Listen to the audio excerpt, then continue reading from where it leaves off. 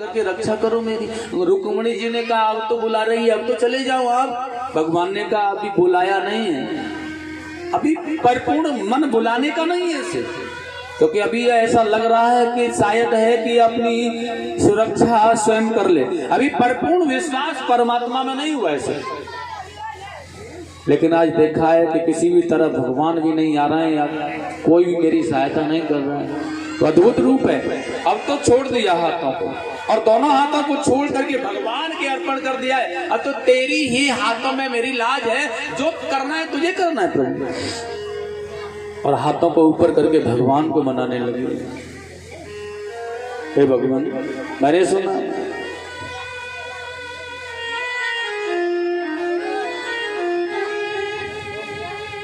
पुकार रही है या बुलाने के लिए भगवान को, हे प्रभु जी आकर के रक्षा करो मेरी।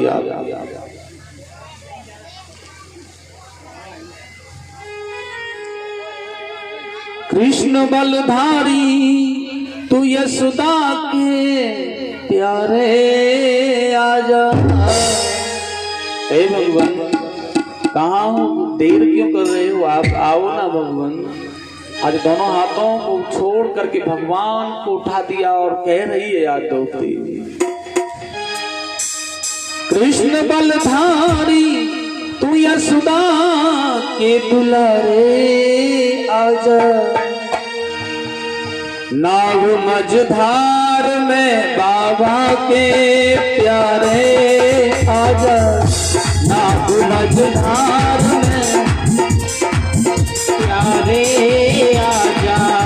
नाग मझधार में बाबा के प्यारे आजा।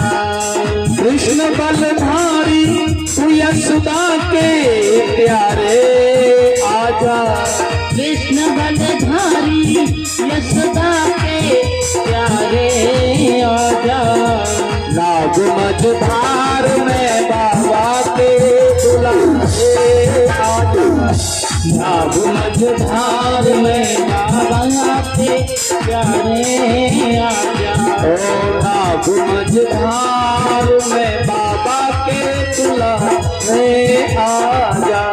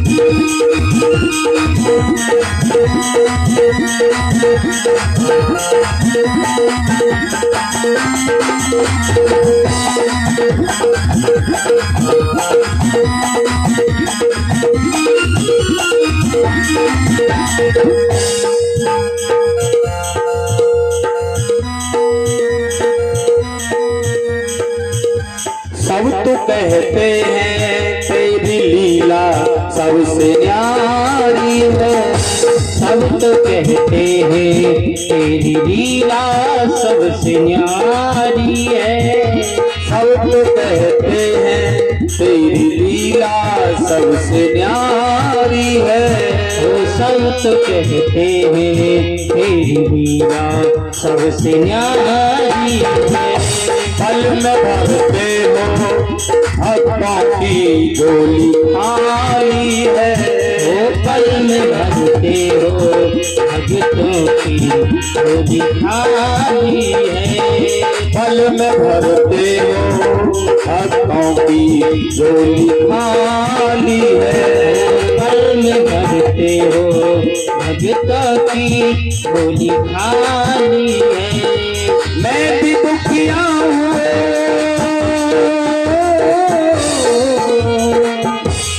मैं भी दुखिया हूँ, मेरे दुखों को मिटाने आजा।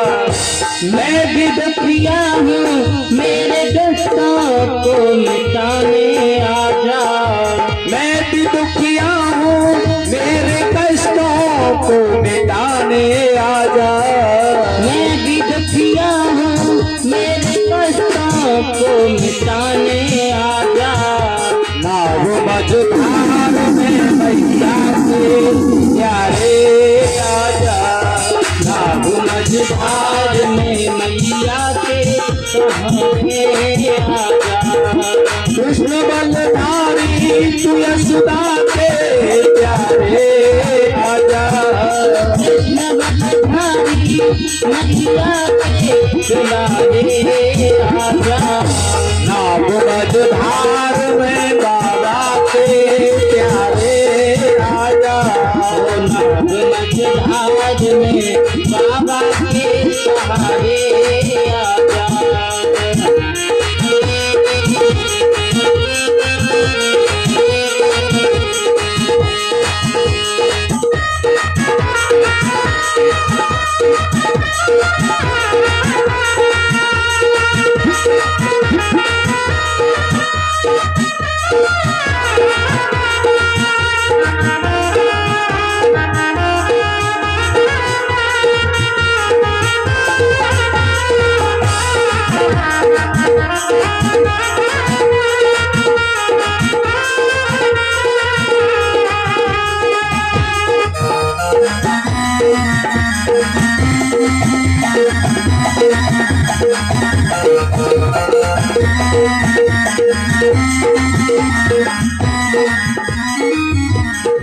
और कहा आज भगवान श्री प्रभु जी आपने तो कितने कष्टों को सहा।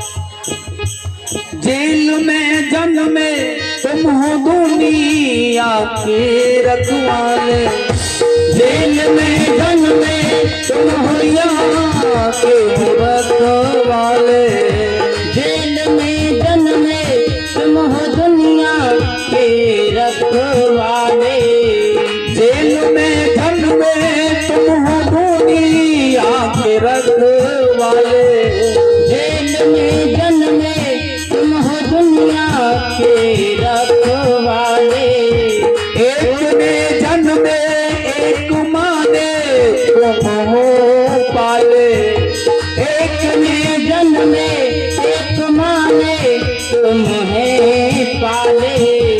एक ने जन्म में एक माने तुम हो पाले। एक ने जन्म में एक माने तुम्हें पाले। मैं भी भूखा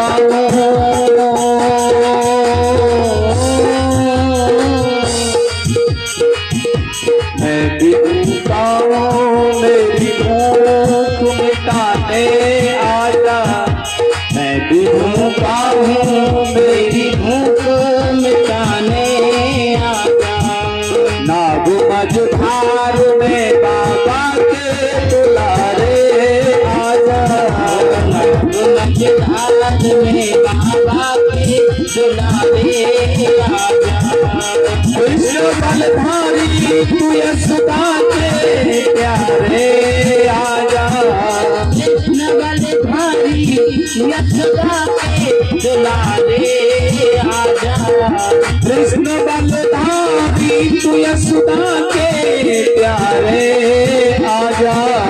कृष्ण बलधारी यशोदा के दुलारे आजा। नाव मझधार में बाबा के प्यारे आजा। नाव मझधार में बाबा के दुलारे आजा। नाव मझधार में बाबा के सहारे आजा।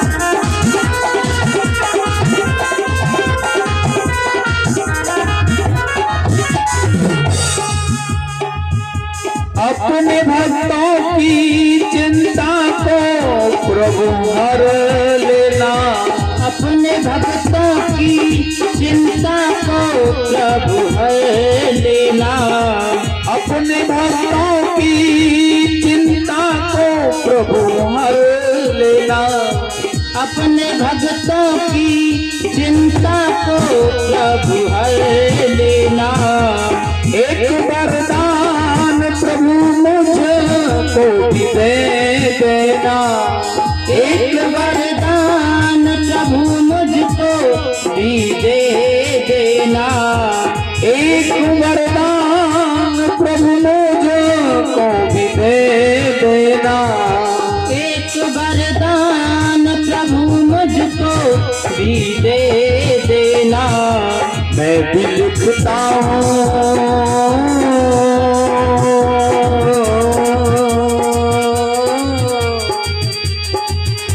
मैं भी लिखता हूँ गुणगान, तू लिखाने आजा। मैं भी लिखता हूँ गुणगान, तू लिखाने आजा। नाग मझधार में बाबा के बुलाने आजा, नाग मझधार में बाबा के बुलाने आजा।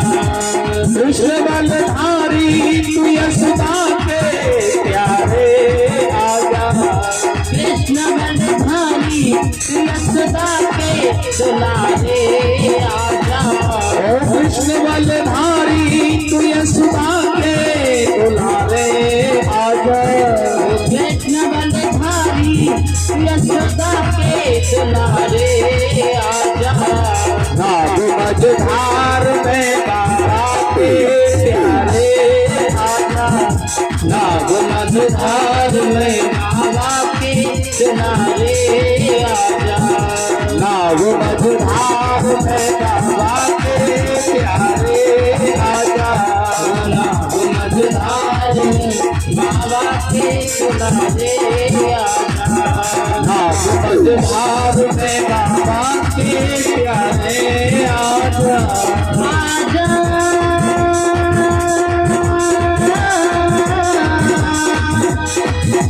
आजा आजा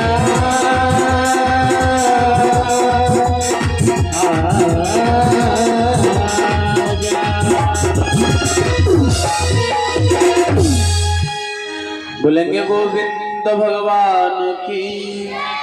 द्रौपदी ने आज दोनों हाथों को ऊपर करके भगवान को मनाना प्रारंभ किया। ही शरणागति दीन बख्शल प्रभु आ जाइए, अब क्यों देर है? लेकिन रुक्मिणी देखना चाह रही थी प्रभु जी अब क्या कसर रह गई है, लेकिन जैसी दृष्टि डाली तो देखा वहां गोविंद थे ही नहीं। पर तो जिस काम को करने जाना था वहां पहुंच गए, और जिस साड़ी को पकड़ करके दुशासन खींच रहा है आज उसे इतना बड़ा कर दिया, इतना क्षय कर दिया, रंग बिरंगे चीर उसके अंदर से निकलते जा रहा है, वो खींचता हुआ जा रहा है। लेकिन द्रौपदी के तन से वह साड़ी को वो महाशक्तिशाली दुशासन हटा नहीं पाया।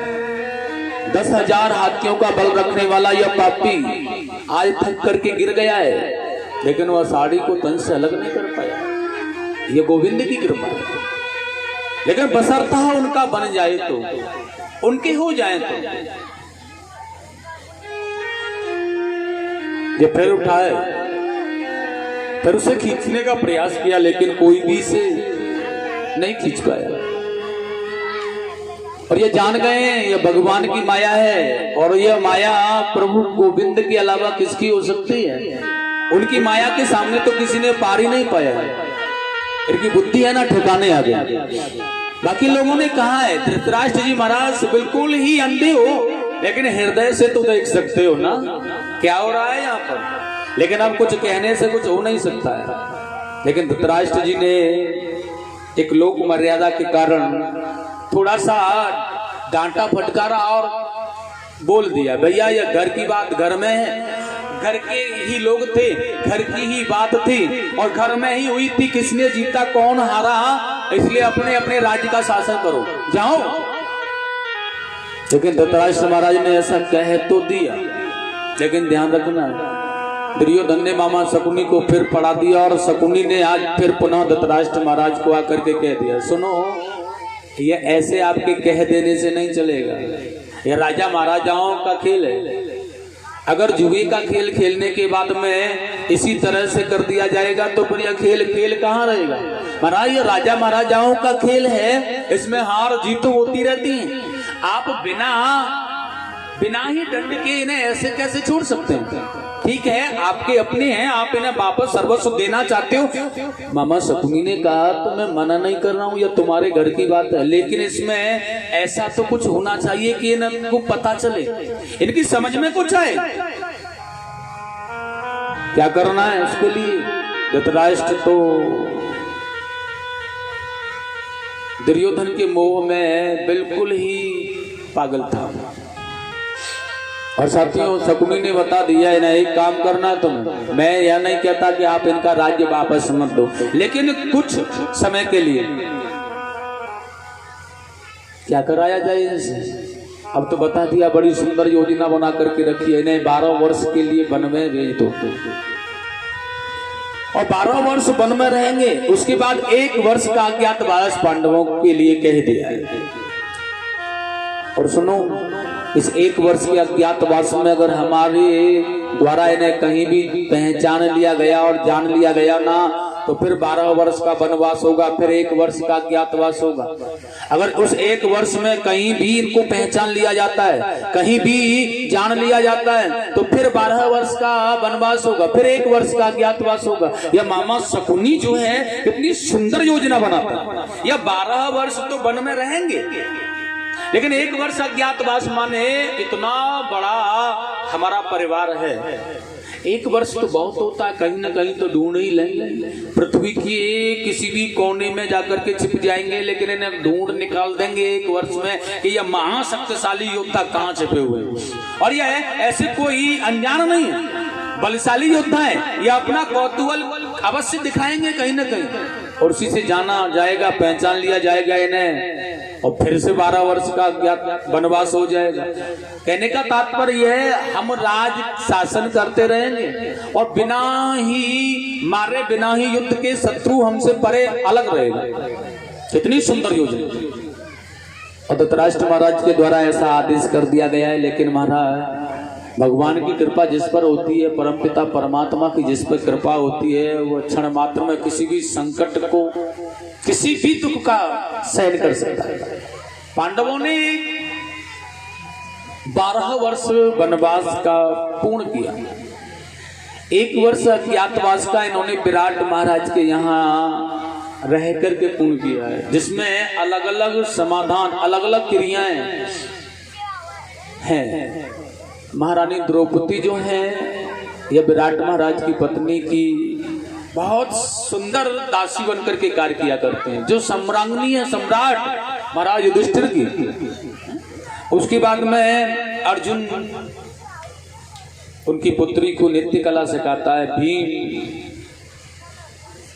गायों को देखभाल करते हैं, भोजनालय की देखभाल करते हैं, और यह नकुल सहदेव आदि गायों की देखभाल में लगे रहते हैं, बहुत तत्पर। जहां जहां जैसा जैसा कार्य वह सौंप दिया गया और बड़े आनंद से छुप करके ये रह रहे हैं। लेकिन ठाकुर जी की बहुत बड़ी कृपा हुई है, समय बदल गया है। जब 1 वर्ष अज्ञातवास का इन्होंने पूर्ण कर लिया तो धर्मराज युधिष्ठिर जी महाराज ने अपना दूत भेजा वहां अपने ज्येष्ठ ताऊ जी के पास में। ताश्री आपकी कृपा से हमने 12 वर्ष 1 वर्ष अज्ञातवास का पूर्ण कर लिया है, हमारा राज्य हमें वापस दे दे या अपने राज्य में हमें बुला ले।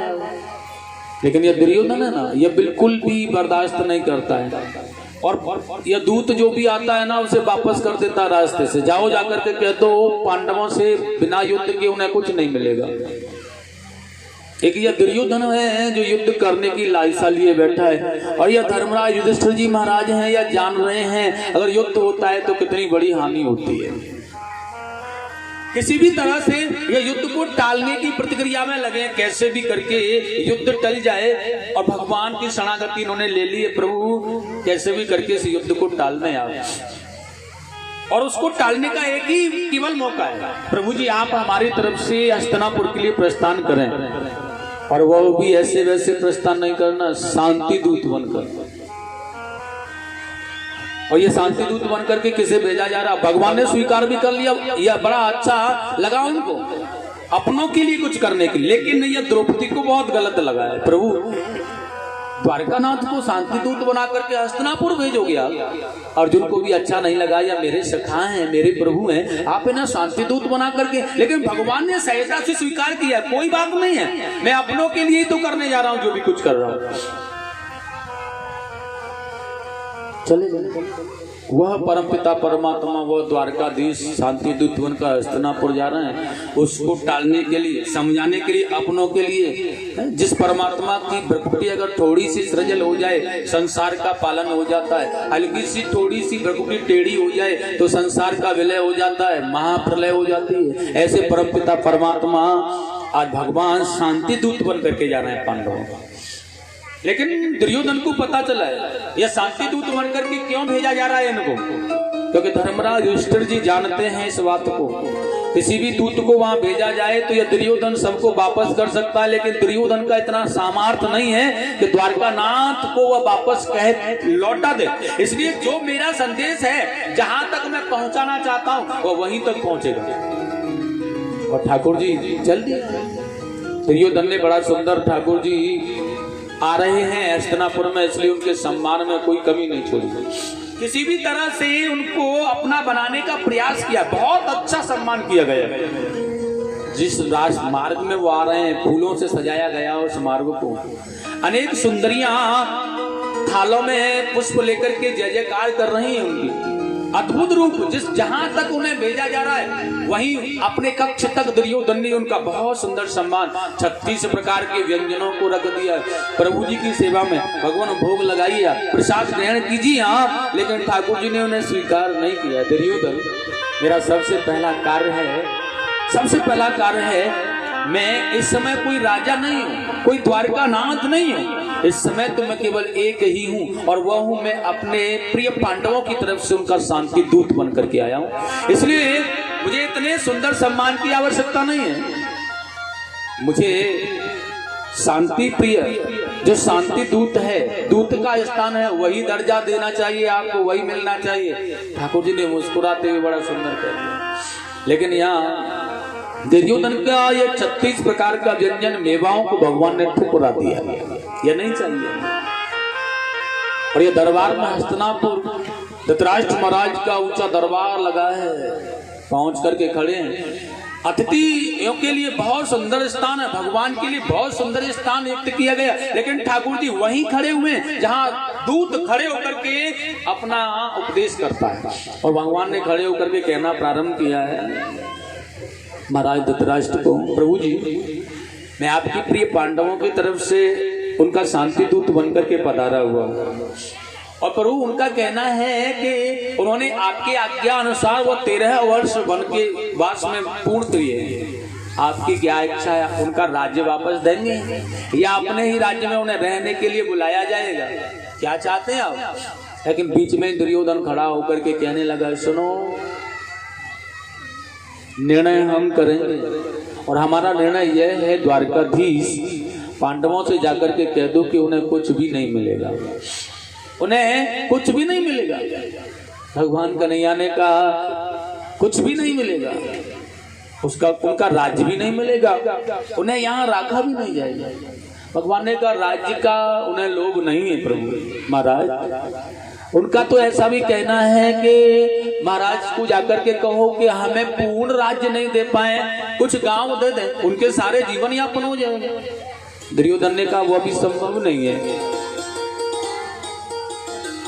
भगवान ने कहा तो एक काम करो, कुछ भी मत दो। उनका कहना है यह कि उन्हें अपने ही राज्य में स्थान प्रदान कर दो। इतने बड़े बड़े योद्धा हैं तुम्हारे दल के, वह तुम्हारे राज्य में तुम्हारी शरण में रहेंगे। ऐसा तो हो सकता है ना, धर्मराज युधिष्ठिर जी की तरफ से यह प्रस्ताव कह दिया गया है, लेकिन दुर्योधन ने कहा सुनो, यह एक भी प्रस्ताव स्वीकार नहीं है हमें, और द्वारकाधीश कृष्ण आप जाकर धर्मराज युधिष्ठिर या पांडवों को कह देना हम बिना युद्ध के उन्हें एक सुई के नोक के अग्रभाग के बराबर भी स्थान नहीं देंगे, बिना युद्ध के। चाहे युद्ध में वो हमें परास्त करके सर्वस्व ले ले, लेकिन बिना युद्ध के हम उन्हें कुछ नहीं देंगे। अब तो केवल युद्ध होगा। भगवान ने कहा है धर्मराज युधिष्ठिर की तरफ से प्रस्ताव, धृतराष्ट्र महाराज का कोई निर्णय हो तो बताया जाए, लेकिन वह तो मौन अवस्था में बैठे हुए हैं। दुर्योधन का ही प्रस्ताव स्वीकार किया, शायद यही मंजूर है इनको, इसलिए एक राजा बिल्कुल गुमसुम बैठा है, मौन बैठा है, क्योंकि दुर्योधन ने निर्णय दे दिया अपना, बिना युद्ध के कुछ नहीं होगा। लेकिन आज भगवान ने कहा ठीक है महाराज, आप अपना निर्णय नहीं सुनाएंगे, लेकिन मुझे तो अपने अनन्य प्रिय सेवक, प्रिय भक्त विदुर जी के घर भी जाना है। सभा में भगवान ने कहा है विदुर जी के यहाँ जाना है। विदुर जी महाराज को बड़ी शांति सी मिली है, भगवान द्वारकाधीश मेरे घर जाना चाहते हैं। कितनी अद्भुत बात है, किसी भक्त के यहाँ भगवान पधारे।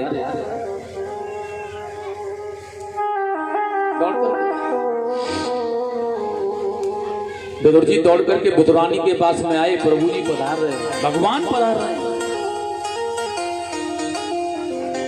उनका चोला, उनका हृदय बड़ा पावन हो गया।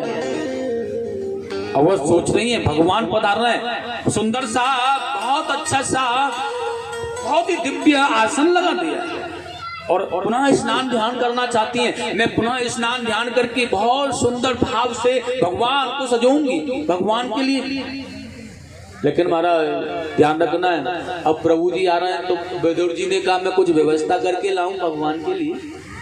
क्या व्यवस्था की जाए, क्या करना है? लेकिन उतने ही देर में यह सब लोग लगे हुए हैं, विदुरानी स्नान करने के लिए गई हुई हैं, मेरे प्रभु जी आ रहे हैं, लेकिन भगवान ने दरवाजा खटखटा दिया। बड़ा आसन सुंदर सा लगा था, बड़ा अद्भुत भाव था महाराज। भगवान ने दरवाजा खटखटाया, विदुर काका है क्या यहाँ, उनके दर्शन होंगे क्या हमें? ठाकुर जी दर्शनों के लिए लगाए तो रहे, भक्त का दर्शन भगवान भी करना चाहते हैं। विदुरानी ने दरवाजा खोला, देह ध्यास की अवस्था नहीं है उन्हें। जब भक्त भगवान से मिलता है तो उसे अपने वस्त्रों का ख्याल, अपने देह का ख्याल, अपने अपनों का आभास नहीं होता है। इस अवस्था में कोई पता नहीं है। बड़ा सुंदर आसन डला, बिठाल दिया, प्रभु बैठ जाइए आप। बिल्कुल आंखों में प्रेमात्म अश्रु भरा हुआ है, बड़ा आनंदमय भाव है। बिठाल करके भगवान को, विदुर जी के आने में देर हो रही है, विदुरानी के घर पर जो भी रखा था ना, दौड़ करके गई, ला करके रख दिया। बड़े प्यार से बैठी हुई हैं, अपने हाथों से भगवान को खिलाना चाहते हैं। सज्जनों, आज केले के फल घर पर थे, रख लिया है, और उसे बड़े प्रसन्न भाव में छील करके भगवान को देती है। लेकिन बशर्ते ध्यान में रखना, इतना प्रेमाक्ष भाव उमड़ पड़ा है उनका कि वह केले छीलने के बाद में रख देती है नीचे, और छिलका को भगवान को समर्पण कर देती है। अद्भुत बात। भगवान वह केले के छिलकों को लेते हैं और खा जाते हैं। केला सारे के सारे नीचे डालती जा रही है, और केले के छिलकों को भगवान को अर्पण करती जा रही है विदुरानी, और भगवान प्रभु जी उन केले के छिलकों को खाते जा रहे हैं। यहाँ दुर्योधन की कितनी बड़ी व्यंजनों की सेवा को भगवान ने अस्वीकार कर दिया है। केले के छिलकों को ठाकुर जी ग्रहण करते जा रहे हैं, भोग लगाते जा रहे हैं। विदुर जी ने आकर के देखा विदुरानी का देह ध्यास छूटा हुआ है, और देखा है भगवान वह बैठे तो हैं, भगवान ठाकुर जी बैठे तो हैं, लेकिन वो केले रखे हुए हैं, छिलके वहां नजर नहीं आ रहा है। आकर के विदुर जी ने कहा विदुरानी, प्रभु जी की सेवा तो की होती, भूखे होंगे या कुछ खिलाया तो होता है ना।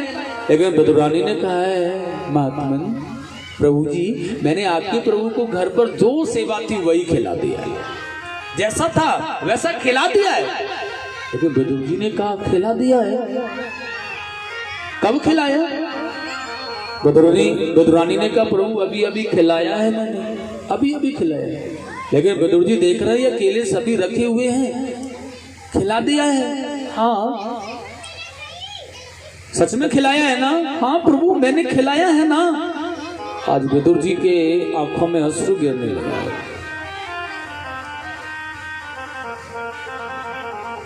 चरणों को पकड़ लिया है प्रभु। विदुरानी ने देखा है, खिला दिया तो देखो तो सही, ये केले के फल तो यूं की त्यों रखे हुए हैं, क्या खिलाया है तुम? ते ध्यान छूटा हुआ है विदुरानी का। आज प्रभु के चरणों को पकड़ लिया है। केले सभी रह गए प्रभु, आपने केले के फल नहीं खा करके छिलकों को ग्रहण कर लिया। ऐसा अद्भुत भाव है। भगवान एक बार बता दिया होता, आपने एक बार कह दिया होता, मैं आपको छिलके देती गई, आप छिलके खाते गए। एक भी बार आपने मुझे कहना नहीं चाहा, एक भी बार आपने मुझे बताना नहीं चाहा। गोविंद केले के भूखे नहीं है, गोविंद मिष्ठान का भूखा नहीं है, मेवाओं का भूखा नहीं है। भगवान तो कहते हैं मुझे तो केवल भाव से तू खिलाने वाला है ना, वो कुछ भी खिला दे वही मैं ग्रहण कर लेता हूँ। और भगवान ने बड़ा सुंदर कहा है प्यारे, भाव का भूखा हूं मैं, भाव मेरा सार है, जिसने भजा है भाव से उसका बेड़ा पार है। भाव से मैं बन जाता हूँ, भाव से मैं भोग लगा लेता हूँ, लेकिन भाव होना चाहिए। विदुर रानी ने देखा है प्रभु जी को, कोटि कोटि वंदन किया है। भगवान इतनी बड़ी भूल, इतना बड़ा अपराध मुझसे हुआ है, मैं इस अपराध के लिए क्या करूँ? लेकिन ठाकुर जी ने कहा है बड़ा अद्भुत प्रेम, अपने पीताम्बर से उनके अक्षरों को पहुंचते हुए भगवान ने कहा है ये प्रेमा भाव है आपका। भगवान कभी भूख नहीं लगाते, लेकिन अगर खिलाने वाला हो तो छिलकों भी खा जाता है। ऐसा अद्भुत भाव। विदुर जी को, विदुरानी को भगवान ने पवित्र किया है, अद्भुत किया। मैं तो तुम्हारा अपना हूं ना, और अपना कोई अगर छिलके भी खा ले तो कोई बात नहीं। बड़ा सुंदर भाव दर्शाया प्रभु जी ने। और वहां से विदुर जी और विदुरानी पर कृपा करके दयालु कृपालु भगवान लौट करके आए। और देखिएगा पांडवों को लालसा है, क्या आदेश है, क्या लेकर के आए संदेश। भगवान ने कहा है भैया पांडवों से अब तो एक ही निर्णय है, केवल युद्ध करना पड़ेगा। धर्मराज युधिष्ठिर जी ने कहा प्रभु मैंने सोचा था युद्ध ना हो, लेकिन भगवान कृष्ण ने कहा है पांडवों से इस युद्ध को अब कोई टाल नहीं सकता है, अब तो युद्ध होगा। और ऐसा भयानक युद्ध होगा कि इतिहास उसे गाएगा पांडवों। और इस युद्ध का निर्णय बता दूं मैं आपको, इस युद्ध का निर्णय यही होगा कि इस युद्ध का नायक अर्जुन होगा। ये विजयश्री इस युद्ध की तुम्हें मिलेगी, इसलिए धैर्य धारण करो और युद्ध की तैयारी कर लो। महाशक्तिशाली पांडवों ने कहा है, कौरवों से संधि करने के लिए प्रस्ताव भगवान द्वारकाधीश को भी भेजा गया, तब भी अस्वीकार कर दिया गया। ठाकुर जी द्वारकानाथ जहां संधि लेकर के जाएं वहां से भी अस्वीकार कर देना बड़ी विडंबना की बात है। इसलिए भगवान ने आज कह दिया होगा महाभारत, होगा होगा महाभारत होगा, अब उसे कोई नहीं रोकेगा। कौरव दल से संधि करके, कौरव दल से संधि करके हलना स्वार्थ होगा, होगा महाभारत होगा, होगा महाभारत होगा, होगा महाभारत होगा, होगा महाभारत होगा, होगा महाभारत होगा, होगा महाभारत होगा, होगा महाभारत होगा, होगा महाभारत होगा।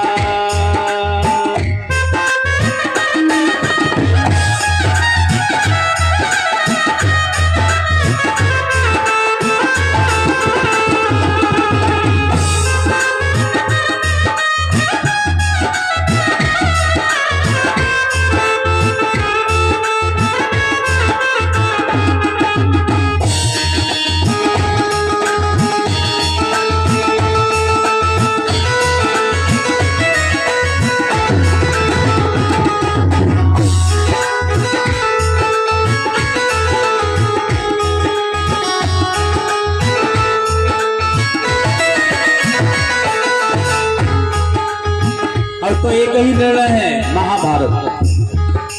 भगवान ने कहा अर्जुन, है धर्म बलि जो ज्ञानी। क्या संधि की जाए उन लोगों से जो भूल बैठे थे द्रौपदी के चीर हरण के समय अपने आप को, उनसे संधि की जाए। है धर्म बलि जो ज्ञानी, सब बन बैठे अज्ञानी। है धर्म बलि जो ज्ञानी, सब बन बैठे अज्ञानी।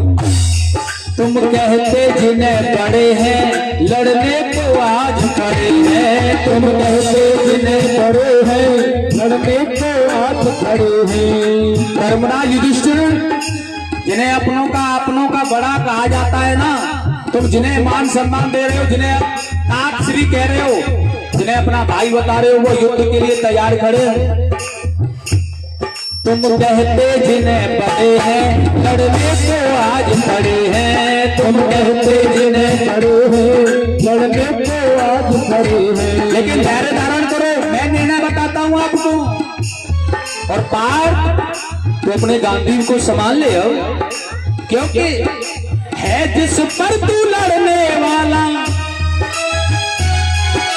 है जिस पर तू लड़ने वाला, अग्नि का पथ होगा।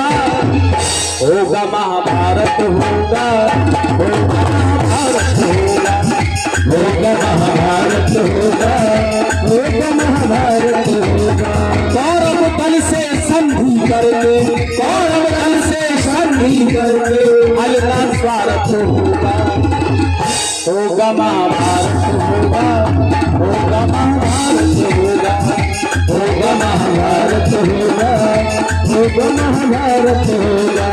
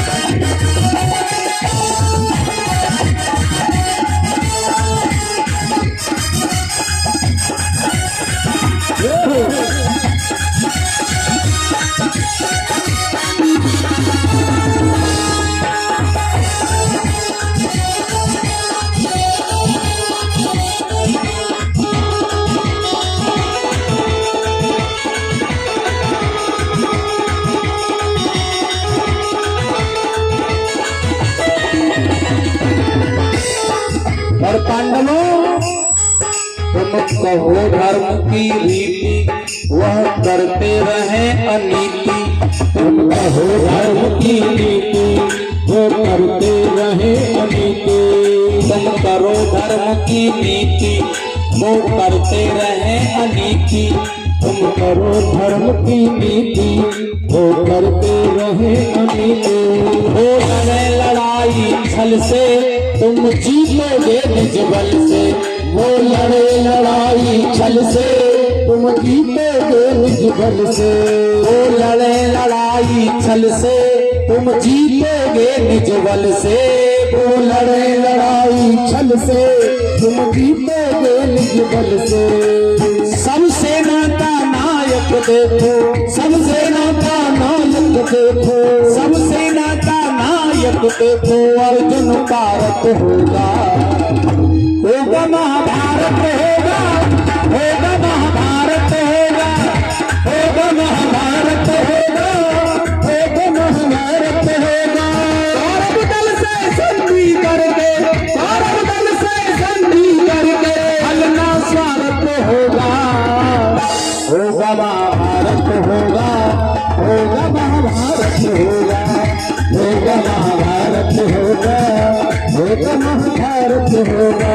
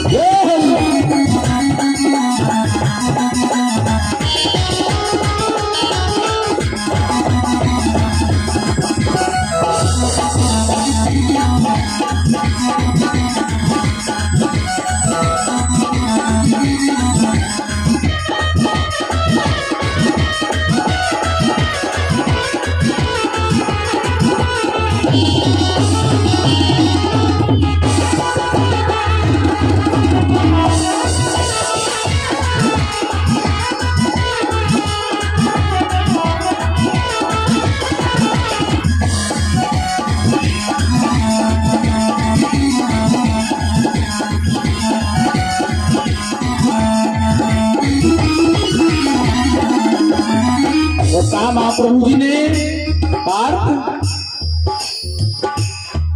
क्यों मन उदास करते हो, क्यों लड़ने से डरते हो, क्यों मन उदास करते हो, क्यों लड़ने से डरते हो। इस महाभारत के युद्ध का निर्णय बता दे रहा हूं मैं तुम्हें। क्यों मन उदास करते हो, क्यों लड़ने से डरते हो, क्यों मन उदास करते हो, क्यों लड़ने से डरते हो। ये तो निश्चित है प्यारे तो लेख विधि का काम, ये तो निश्चित है प्यारे तो लेख विधि का काल। ये तो निश्चित है प्यारे तो लेख विधि का तारे।